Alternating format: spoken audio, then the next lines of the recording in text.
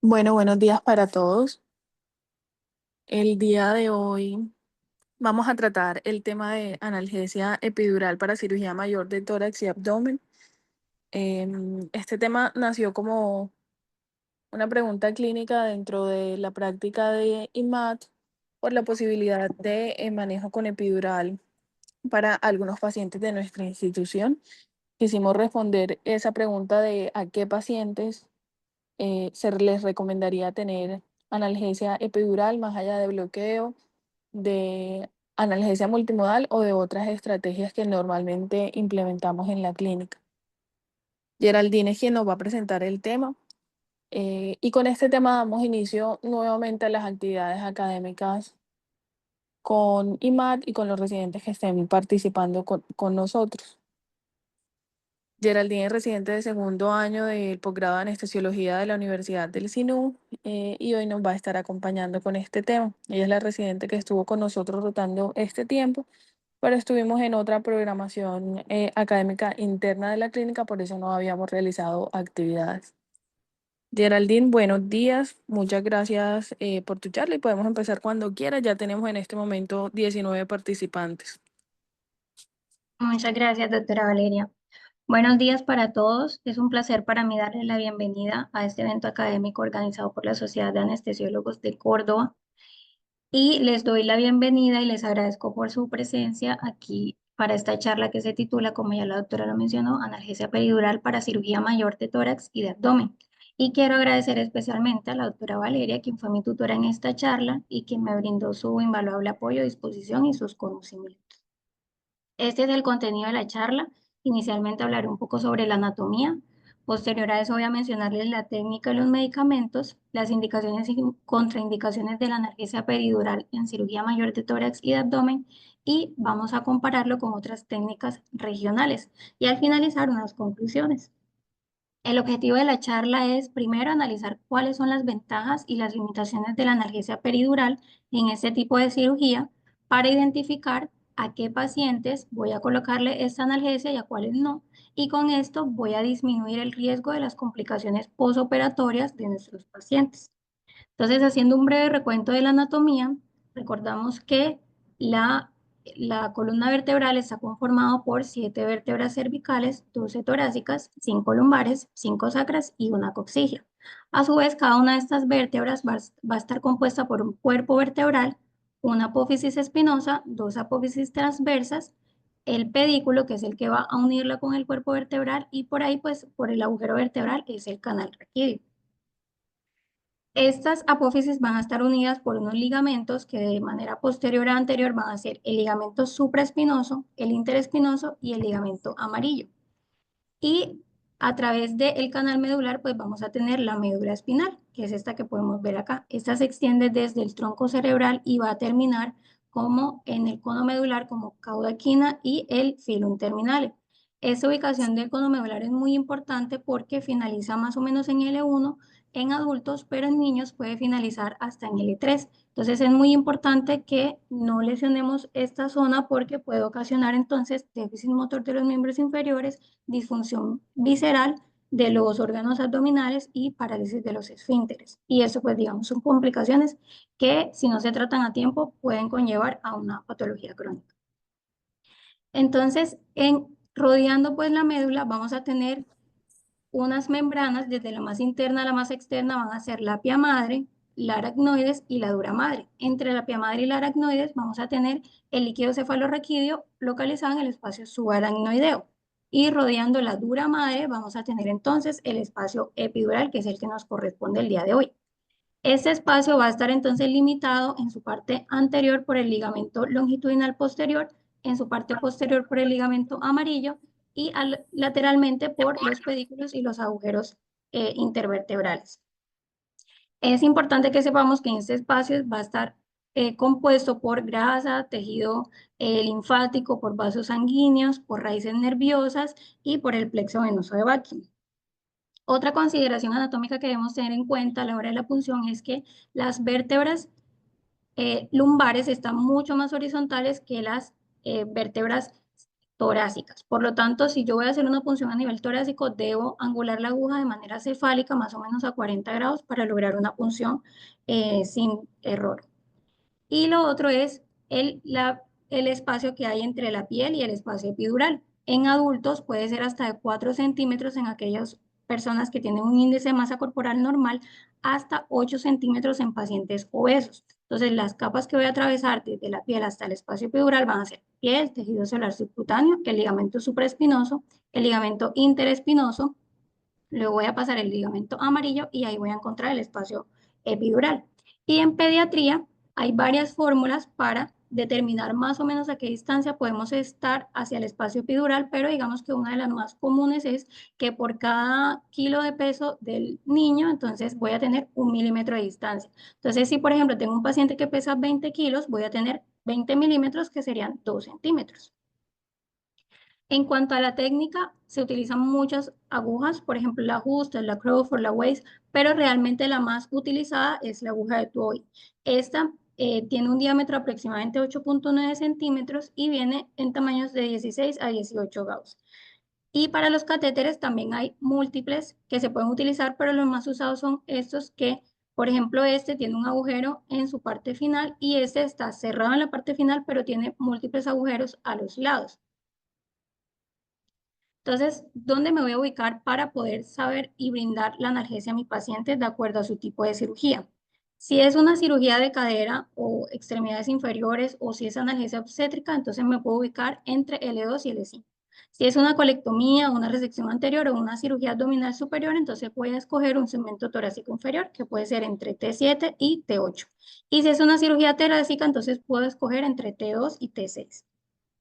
Las referencias anatómicas que voy a tener en cuenta para ubicarme van a ser C7, que corresponde a la vértebra más prominente, ¿cierto? Y el T7, que va a corresponder al final del omoplato de la escápula, y la línea de Duffier, que va a corresponder a T4. Ya cuando ubiqué el espacio en el que le voy a dar la analgesia a mi paciente, ubico entonces las apófisis espinosas para ubicar el espacio, ingreso la aguja que la voy a dejar en el ligamento interespinoso, en donde va a quedar como estática. A partir de ahí entonces conecto la jeringa y voy a ingresar hasta sentir la pérdida de resistencia. Esto lo puedo hacer con las técnicas clásicas como la gota pendiente de Gutiérrez, con gas, que el que más utilizamos es el aire, o con líquido, que la indicada sería la solución. Con aire podemos utilizar máximo 3 cc porque si no, pues vamos a tener más riesgo de neumoencéfalo. Hay otras técnicas para detectar la pérdida de la resistencia digamos que pueden ser visuales, auditivos, con sensores de presión, pero a grosso modo todos estos lo que van a detectar es el cambio de presión cuando se ingresa al espacio. Entonces tenemos, por ejemplo, este episensor que se conecta a la aguja y va a detectar o va a transmitir una imagen luminosa cuando se llega al espacio epidural. O esta, por ejemplo, que es una gota que se coloca, perdón, un balón que se coloca en la jeringa, insuflado, ya sea de aire o de líquido, y cuando llega al espacio epidural, este se desinsufla. Y también por métodos ecográficos que, bueno, están teniendo un poco más de auge. Posterior a eso, cuando ya yo localicé el espacio, voy a insertar el catéter de 15 a 18 centímetros, luego retiro la aguja y posterior a eso voy a retirar el catéter hasta dejarlo 4 a 6 centímetros, por lo que le mencionaba de que esa es más o menos la distancia a la que se encuentra el espacio epidural. Si es un paciente obeso, obviamente voy a dejarlo un poco más adentro. Y posterior a eso voy a hacer la dosis test, luego de pasar el catéter, en donde consiste en aplicar epinefrina de 10 a 15 microgramos por cc, y si yo tengo un cambio en la frecuencia cardíaca de más de 10 latidos por minuto o 10, o si me aumenta la presión arterial sistólica más de 15 milímetros de mercurio, entonces quiere decir que estoy en un espacio intravascular y debo retirarme. Y en niños que están bajo anestesia general podemos observar cambios en la amplitud de la onda T. ¿Qué medicamentos puedo utilizar? Bueno, los más utilizados van a ser en nuestro medio principalmente la bupivacaína. El volumen que voy a utilizar va a depender de cuántas metámeras quiero bloquear. Por cada metámera que quiero bloquear, entonces puedo utilizar de 1 a 2 cc de volumen. Pero en aquellos pacientes de edad avanzada, entonces debo utilizar 40% menos de ese volumen. Y uno de los factores más importantes va a ser el nivel que yo elija para la altura del bloqueo. Entonces, si se pone a nivel cervical, se va a distribuir de manera caudal. Si se pone a nivel torácica superior, se va a distribuir de manera tanto cefálica como caudal. Y a nivel torácico inferior y lumbar, se va a distribuir de manera cefálica. Entonces, teniendo en cuenta que la bupivacaína podemos utilizarla para dosis analgésicas, se pueden utilizar concentraciones menores a 0,20%, incluso hasta 0,1%, y nos va a dar una buena analgesia. Sin embargo, sabemos que es cardiotóxica y neurotóxica, entonces tenemos otras opciones como la ropivacaína y la levobupivacaína que tienen un umbral convulsivo mayor y son menos cardiotóxicas. Lastimosamente no están en todos los medios. Y también se está probando ahorita la bupivacaína liposomal, que esta con una única dosis permanece la analgesia por mucho más tiempo. Sin embargo, esto continúa en estudio. En cuanto a los aditivos epidurales, sabemos que, digamos, de los más utilizados es la adrenalina porque reduce la absorción vascular del anestésico y esto nos conlleva una prolongación del bloqueo porque queda mal localizado. Los opioides, como por ejemplo la morfina que se utiliza mucho, la dosis va a ser de 30 a 50 microgramos por kilo y también podemos usarla en infusión. Y otros opioides como la hidromorfona, el fentanilo, el sulfentanilo, que por acá les voy a dejar las dosis. En cuanto a las alfagonistas, se ha demostrado que prolongan el bloqueo. En caso de la clonidina, prolonga el bloqueo sensitivo solamente, pero la exmedetomidina también puede prolongar el bloqueo motor y reducen el consumo de opioides. Pero ¿qué sucede con la clonidina? Que muchas veces tenemos efectos secundarios, por ejemplo, bradicardia, hipotensión o también sedación.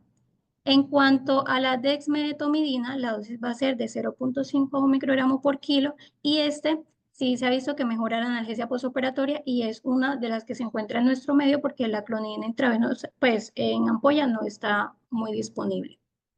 Y hay otros medicamentos como la ketamina, la neostimina, el bicarbonato, el midazolam, que realmente no han mostrado mayor evidencia, pero también podrían utilizarse como aditivos. En cuanto a la dexametasona, se utiliza principalmente en anestesia caudal, pero en anestesia epidural no se ha demostrado mucho su uso. Entonces, ¿cuáles van a ser las indicaciones? Van a ser analgesia obstétrica durante el parto, anestesia para cirugía torácica intraabdominal mayor o columna también mayor que no requieran relajación muscular o como complemento de la analgesia para este tipo de cirugías mayores. Se ha mostrado que en aquellos pacientes con cardiopatía isquémica, si se utiliza analgesia epidural, pueden disminuir el riesgo de complicaciones pulmonares y también muestran una recuperación intestinal más rápida. Entre las ventajas que tenemos de la analgesia epidural es la duración del catéter, porque entonces si yo, por ejemplo, hago un bloqueo con una inyección única, voy a tener a la analgesia hasta por 24 horas, a diferencia de con el catéter que si yo lo dejo, puedo demorar varios días poniendo analgésico por el catéter sin una función adicional. Otras ventajas que han mostrado es que, por ejemplo, y realizó este estudio en 2022, que fue una revisión sistemática con metaanálisis, en donde se comparó el uso de analgesia controlada por el paciente con catéter epidural versus con analgesia intravenosa, también controlada por el paciente, y se mostró menor estancia hospitalaria en aquellos pacientes que tuvieron el catéter peridural, pero ellos tuvieron más episodios de hipotensión. Y en este estudio mencionan que la analgesia peridural disminuye la recurrencia del cáncer y mejora la supervivencia. Esto puede estar relacionado con que disminuye el consumo de opioides, que sabemos que son procancerígenos. Sin embargo, en ese mismo estudio ellos describen que se requieren más estudios que puedan confirmar esta asociación. Entre las contraindicaciones vamos a tener las absolutas, como el rechazo del paciente, sepsis localizada, alergia a medicamentos, que el paciente no se pueda mantener quieto en caso de que la vaya a poner en paciente despierto, la elevación de la PIC y la lesión traumática de la médula espinal. Y voy a tener algunas contraindicaciones relativas, como por ejemplo en las neurológicas, como en mielopatía o lumbalgia crónica, porque muchas veces se ha visto que posterior a la punción, entonces el paciente refiere que han empeorado sus síntomas. Esto realmente no se ha demostrado una asociación, por eso realmente es una contraindicación relativa. Otras como la estenosis del canal raquídeo, en el cual habría que utilizar menos dosis de medicamentos, cirugía de columna, más que todo por la dificultad para encontrar el espacio por los cambios o por, digamos, elementos que se hayan introducido en la columna, entre otras.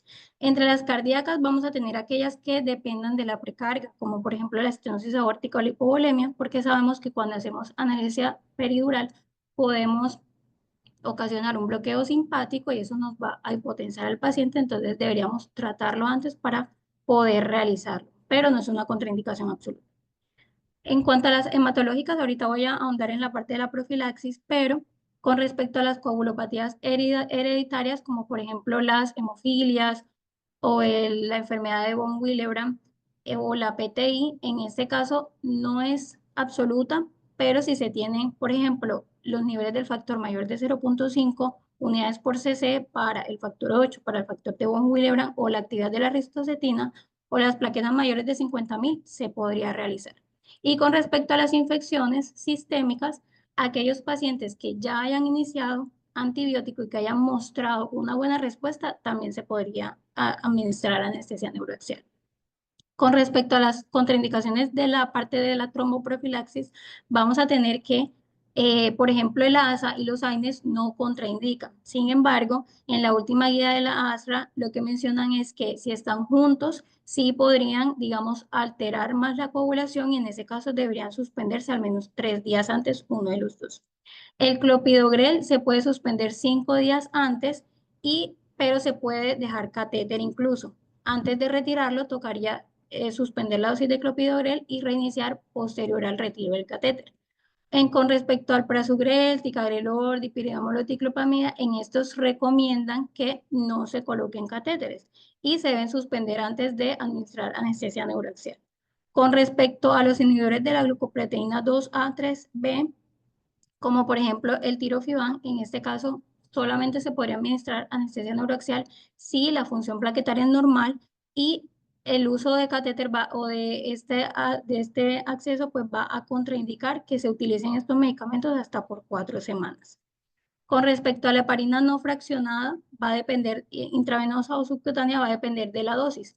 Aquí voy a dejarle la tablita en donde pueden mirar cuándo se deben suspender, cuántas horas antes. De manera general, la intravenosa cuando se utiliza en dosis se puede suspender 4 a 6 horas antes y la subcutánea en dosis baja se puede suspender de 4 a 6 horas antes y confirmar la coagulación. Y en estas dos podemos tener seguridad de usar catéter. Pero cuando ya son dosis profilácticas mayores o ya están dosis de anticoagulación, deberíamos evitar el catéter porque no se ha demostrado seguridad en esto.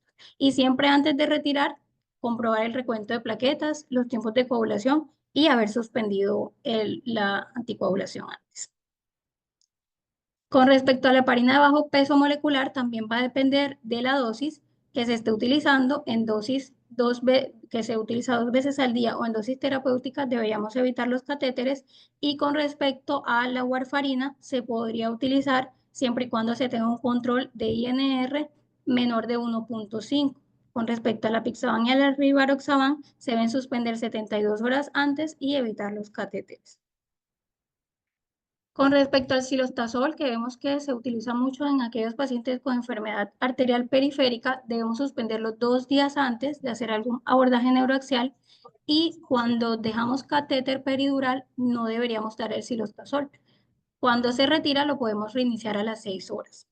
Y con respecto a los medicamentos herbolarios, realmente se ha demostrado que no implican un riesgo mayor de hematoma espinal, que es una de las consecuencias más temidas, pero que cuando están combinados con otros medicamentos, como los que acabo de mencionar, sí nos pueden aumentar el riesgo. Entonces, si bien la guía no nos dice que debemos suspenderlo, sabemos que, por ejemplo, el ajo, que es uno de los que más se utiliza, eh, va a mejorar esa alteración de la hemostasia 7 días después de suspenderlo. El ginkgo biloba, que también se utiliza mucho, 36 horas después, y el ginseng 24 horas después.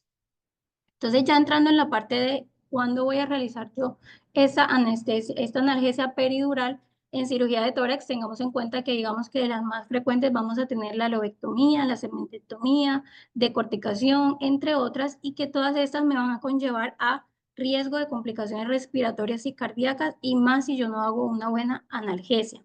Entonces, miren que, por ejemplo, las atelectasias se presentan hasta un 10%, la neumonitis infecciosa hasta un 40% y tengo una alta mortalidad de un 25%, al igual que con la embolia pulmonar, puedo tener riesgo de insuficiencia respiratoria aguda, entre otros, y en las cardíacas voy a tener principalmente arritmias como la fibrilación auricular, hasta un 40% de los pacientes, edema pulmonar agudo e isquemia miocárdica. Todas estas complicaciones me van a conllevar a que el paciente tenga una estancia en UCI, que tenga mayor estancia hospitalaria, que pueda requerir ventilación mecánica prolongada, reintubación, mayor morbilidad e incluso pueden presentar dolor crónico, que se asocia a una incidencia del 50% hasta los 6 meses y hasta de un 20% después de 7 años.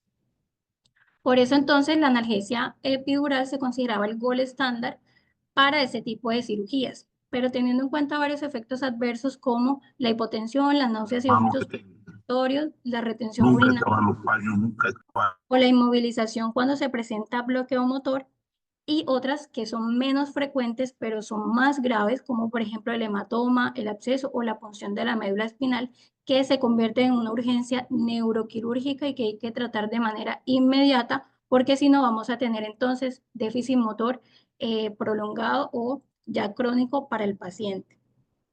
Debido a eso, entonces, se han desarrollado varios tipos de bloqueos más regionales, como por ejemplo este que es el bloqueo paravertebral, que consiste en administrar anestésico local en el espacio paravertebral, cerca de las raíces nerviosas espinales. Entonces, este nos puede brindar una analgesia unilateral y con una punción única yo puedo bloquear múltiples metámeras torácicas en esa zona porque se distribuye tanto de manera cefálica como de manera caudal.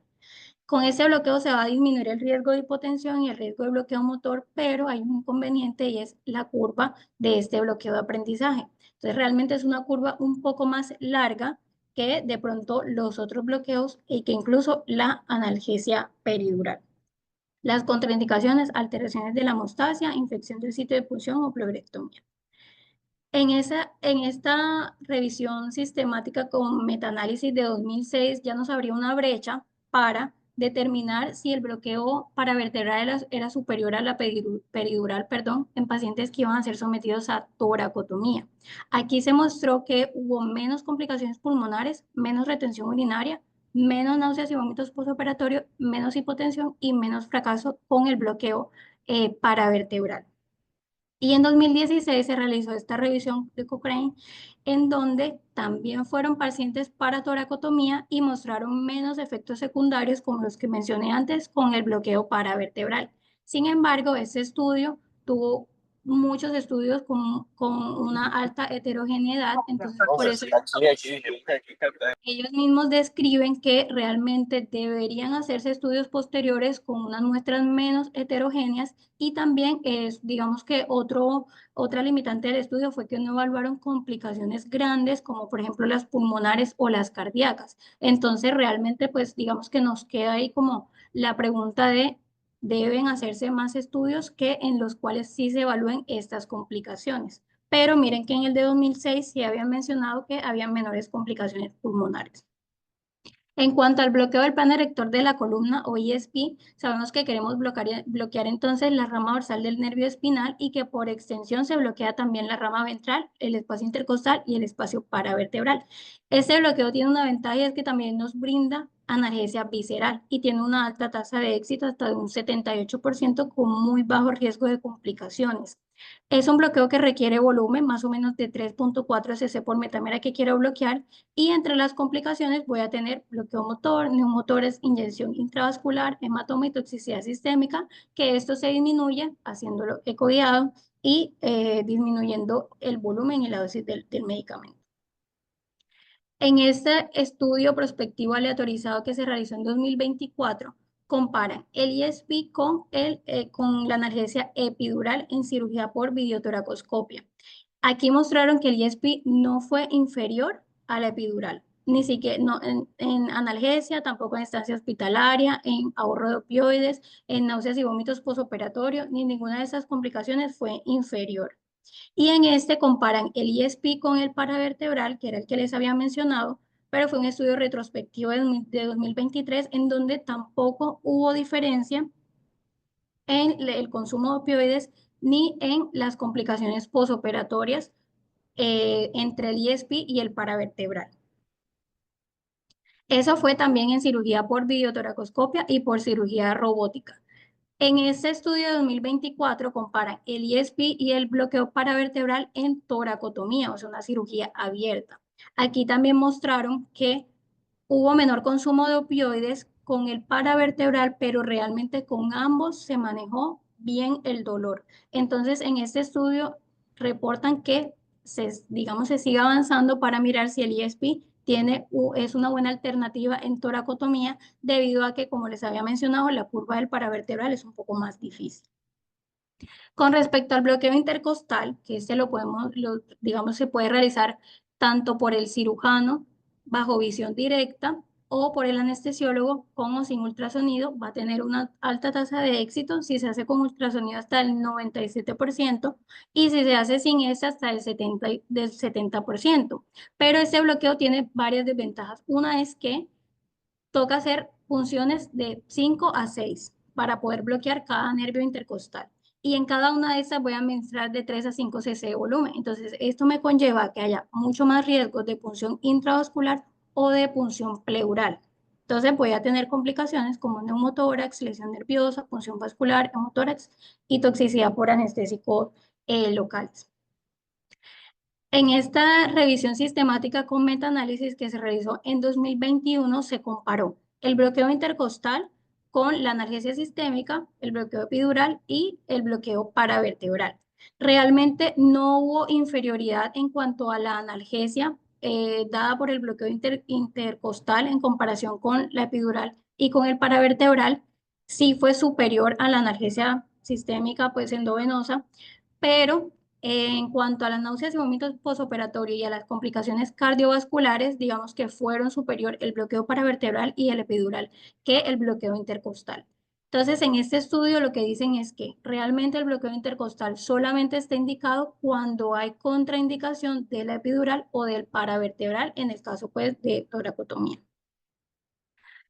Y el último bloqueo que les voy a mencionar de tórax, que estos son como los más importantes y los más utilizados, hay muchos otros, pero estos son como los primordiales, es el bloqueo del plano cerrado. En este queremos bloquear el nervio cutáneo lateral, los torácicos largos y los toracodorsales. Este nos puede provocar una parestesia completa del hemitórax y analgesia, pero no tiene tanto alivio a nivel visceral. Requiere un volumen entre 20 y 40 cc y tiene alta tasa de éxito y menor riesgo de complicaciones. Cuando se compara con la epidural, se realizó este estudio en cirugía de tórax que incluía tanto toracotomía como cirugía de mama. Ellos no dividieron de pronto en este tipo de cirugía, pero mostraron que ambos tenían una buena analgesia muy similar, pero que con el plano cerrato tuvieron menor riesgo de hipotensión y en cuanto a las náuseas y vómitos postoperatorios no hubo diferencia. Pero ya Gabalá en 2019 nos había dicho que en videotoracoscopia el ISP era mayor al bloqueo del plano cerrato, al igual que en otro tipo de cirugía torácica, por lo cual digamos que el plano cerrato es una opción, pero no es la primera opción comparado con los otros bloqueos. Entonces, en resumen de esta parte de tórax, la primera lección en toracotomía, si se tiene la curva, va a ser el bloqueo paravertebral por la disminución de las complicaciones posoperatorias. Pero en caso de que no se tenga esta curva, entonces se puede hacer la segunda elección, que va a ser la analgesia epidural. En este caso sí debería aplicarse la analgesia epidural. Y ya está en estudio para ver si se puede realizar un ISP en vez de un bloqueo paravertebral, teniendo en cuenta que es mucho más fácil y también tiene bajo riesgo de complicaciones. Y con respecto a la parte de videotoracoscopia y cirugía robótica, el ISP ha mostrado que es igual al paravertebral en cuanto al control de la analgesia, por lo cual se puede realizar cualquiera de los dos y teniendo en cuenta que la curva del ISP es mucho más sencilla, entonces se puede realizar este bloqueo. En este caso no se recomienda analgesia epidural y el ISP tiene mayor evidencia y mejor analgesia que el plano cerrado. En cuanto a la analgesia para la cirugía abdominal mayor, sabemos que digamos que la disminución o el retraso en el alta hospitalaria va a ser por un dolor mal controlado, por la imposibilidad del paciente para comer y para beber o por la inmovilización que le produce al paciente por el dolor. Entonces, la analgesia epidural nos va a ocasionar un bloqueo simpático que nos va a disminuir la duración del hilio posoperatorio y puede permitir que el paciente coma y beba antes y se movilice. Por eso, hasta el momento es el gol estándar en cirugía mayor abierta. Se ha comparado con otras técnicas, por ejemplo, en este estudio, en donde participaron pacientes que iban a ser sometidos a pancreatoduodenectomía vía abierta, se comparó la epidural con una infusión peritoneal continua de ropivacaína. En los 2 primeros días no hubo diferencia en la puntuación del dolor entre las dos técnicas, pero en el tercer día la infusión continua de la herida mostró mejor analgesia comparado con la epidural. La epidural también tuvo mayor hipotensión, pero sí mostró menor consumo de opioides y más rápida expulsión de flatos. En cuanto a las otras complicaciones, no hubo diferencias. Entonces, digamos que incluso los protocolos ERAS nos dicen que la infusión peritoneal continua también es una opción, pero entonces en este caso no dependería tanto de anestesiología, sino también del cirujano si podría colocar el catéter. Con respecto al bloqueo TAP, en este metaanálisis que tuvo una participación de 9 ensayos clínicos aleatorizados para cirugía abdominal, ellos indican que fueron cesáreas y cirugías gastrointestinales. Sin embargo, las cirugías gastrointestinales no especifican qué modelo quirúrgico utilizaron o a qué cirugía se referían. Entonces, sí compararon igual el bloqueo TAP continuo con la epidural y mostraron que el respiratorio, la analgesia fue muy similar, pero que en el TAP continuo mostró menos tasas de hipotensión, de trastorno sensoriomotor y de náuseas. Entonces también es una opción, pero ahí sí hacen la salvedad de que debe ser continuo.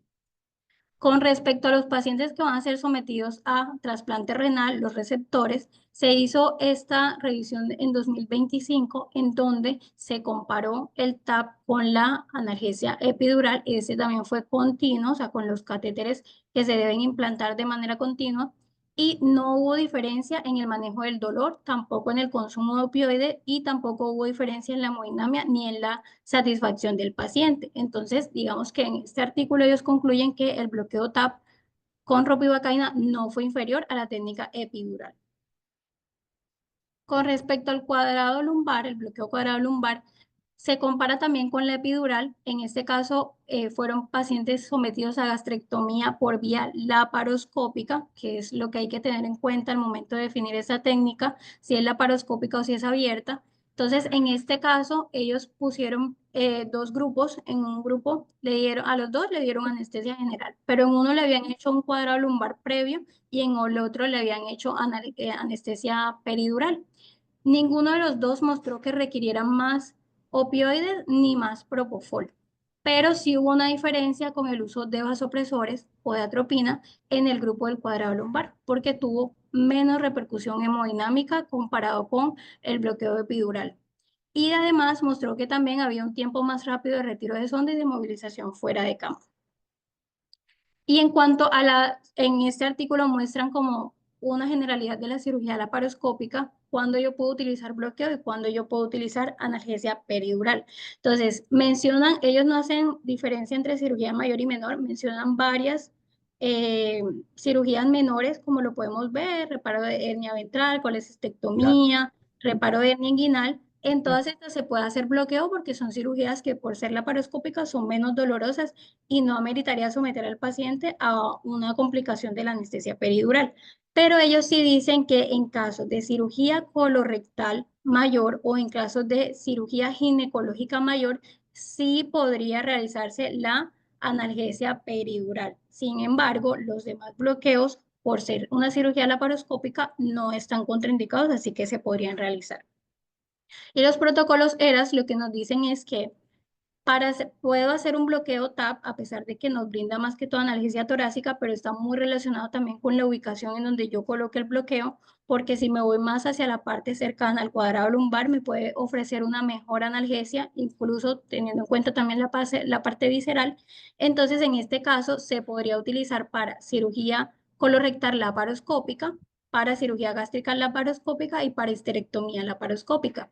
A diferencia de la cirugía abierta, por ejemplo, la colorectal abierta o la pancreatoduodenectomía abierta o cistectomía abierta y cirugía ginecológica mayor abierta. En este caso, sí recomiendan que se deba realizar epidural torácica. Entonces, a manera de conclusiones, sabemos que el manejo inadecuado del dolor nos conlleva a muchas complicaciones posoperatorias, las cuales debemos disminuir.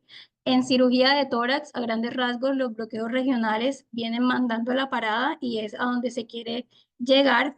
En cirugía mayor abdominal abierta, sigue siendo mejor la analgesia epidural y en cirugía laparoscópica, los bloqueos regionales tienen mayor evidencia. Muchísimas gracias.